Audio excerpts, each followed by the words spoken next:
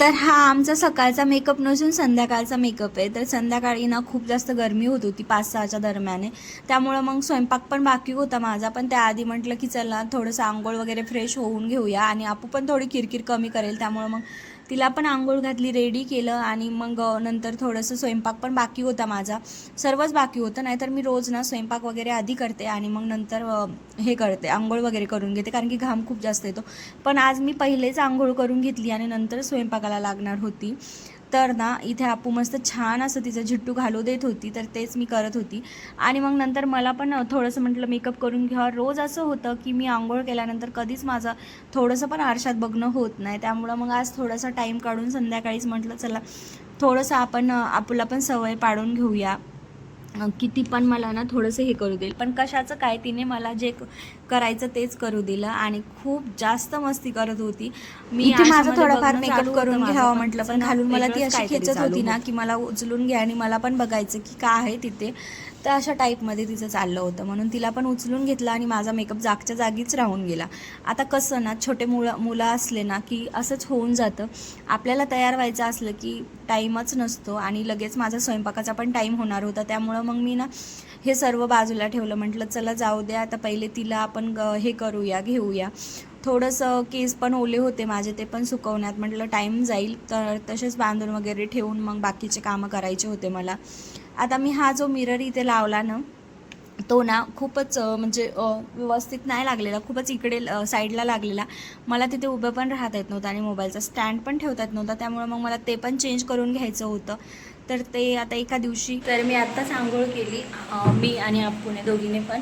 तर ना तिचा मेकअप करून दिला, माझा राहिला होता तेच मी करत होती, पण तिने काय करू दिला नाही. त्यामुळे म्हटलं राहू देत. तर मेकअप म्हणजे काय नाही, साधं जसं पावडर वगैरे लावणं, बस एवढंच करायचं होतं. पण ते पण तिने मला नाही करू दिलं.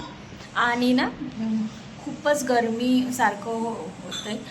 तर मग काय करते आपू, तर म्हणून मग म्हटलं चला काय आंघोळ करून घेऊया. तर आज आम्ही संध्याकाळची पण आंघोळ केली, छान असं वाटतंय. आणि ये इकडे आपू, चल. तर आपूचं पोछा मारण्याचं काम सुरू आहे. ए बघा, वा छान छान मन. आपू तू नाव केली ना, केली ना. तर 2च मिनिटात घराचा पसारा होऊन जातो आणि खूप जास्त घाण करते ही घरामध्ये. पण आता चाललंच आवरणं, थोडं म्हटलं हळूहळू करूया. आणि ना हिचं काय झालंय, पोछा तू तोडून टाकणार आहे ना, चल माझ्याजवळ बस, एकच मिनिट. तर ना मी ते पडद्याचं असं करत, काय तुटलं, काय तुटलं. तर मी पडद्याचं करत होती, तर ते तुटून गेलं आणि आपण खूप जोरात लागत होतं ते, पण मग आम्ही साईडला होतो. आपू अशी छान अशी रेडी झाली आणि आता ना ती बाहेर जाणार आहे, हो ना आपू. आणि तुझं नाव काय, तुझं नाव सांग पिल्लू. तुझं नाव काय, काय तुटला, पडला, हा. तर तिला ते म्हणायचंय की पडदा पडला आणि अक्षरशः इतक्या जोरात आवाज आला ना पडद्याचा, खूप जोरात पडला ते बघा, तुटून डायरेक्ट. ते व्यवस्थित हा पडला. काय पडला ग, पडदा काय पडला. हा छान छान. आता स्वयंपाकाची तयारी करते मी. तर आपू बाहेर जाणार आणि मी स्वयंपाक करणार, हो ना आपू. तू भूर जाणार ना पापा सोबत, हा कोको आणायला जाणार आहे आम्ही. बाय कर आपू, बाय. मग उद्या भेटू. दीदी, मम्मी, काय दीदी, वा दीदी, मी दीदी दिसते तुला त्याच्यात. मम्मा, ती कोण आहे आपू, आणि अजून मम्मा. तू ब्लॉगिंग करणार, काय तर ना आपू अशी गोड बोलायला लागली आहे, खूप जास्त गोड बोलते ती. तर मला स्वयंपाकाची तयारी करायची आणि बाकीचं पण काम करायचे, थोडंसं किचनचं पण आवराआवरी करायची. तर ना हेअर वॉश केला तर खूप असं छान वाटते, खूप रिलॅक्स वाटते, त्यामुळं केलं. आणि खूप दिवस झाले व्हिडिओ येत नाही, पण आता रेग्युलर नाही, पण हां कधी कधी येतील. तर मी बघेन आता जसं मला जमेल आणि आपू पण मला करू देईल. त्यामुळं मग काय ग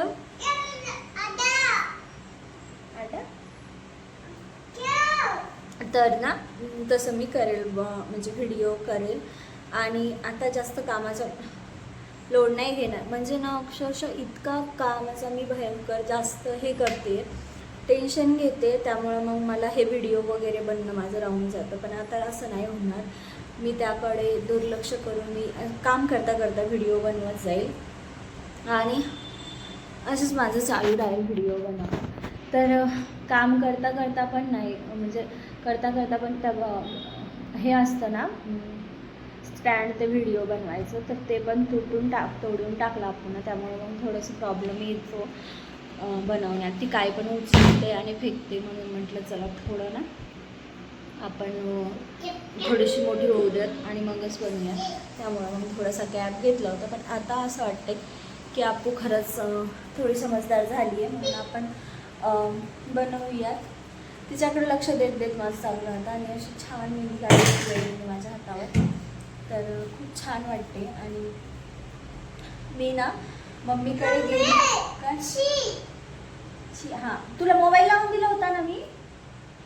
तर मी मम्मीकडे गेली होती, तर ना तिकडले सर्व व्हिडिओ मी काढले होते आणि माझा मोबाईलचं पॅटर्न मी विसरून गेली होती. म्हणजे 2 दिवसाआधी मी पॅटर्न ठेवला आणि प्रिंटनेच ते ट्राय करत होती खोलायचं, पण ते जमत नव्हतं कारण की मी मेहंदी काढली होती त्या हातावर. त्यामुळं मग ते ना लॉक होऊन गेलं सर्व आणि अनलॉक होतच नव्हतं. तर मग ते खूप मोठा किस्सा आहे.